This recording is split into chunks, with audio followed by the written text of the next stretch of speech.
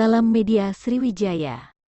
Terekam CCTV aksi heroik anggota Polri Direktorat Reserse Narkoba Polda Sulut yang menggagalan pembakaran di salah satu kompleks ruko.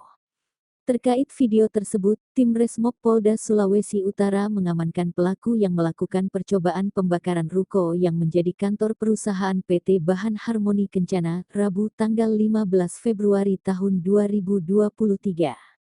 Terduga pelaku diketahui adalah sopir truk bernama Sony Maengkom, 53, warga Lobu 2 Kecamatan Toluaan, Kabupaten Minahasa Tenggara. Katim Resmob Aibda Heri Panila menjelaskan awalnya tim Resmob mendapat informasi dari karyawan kantor jika pelaku mencoba melakukan pembakaran dengan cara menuangkan pertalite di dalam kantor. Mendapat informasi tersebut, tim Resmob langsung dengan cepat menuju ke lokasi dan meringkus pelaku yang tengah melakukan aksinya. Panila mengatakan alasan pelaku melakukan percobaan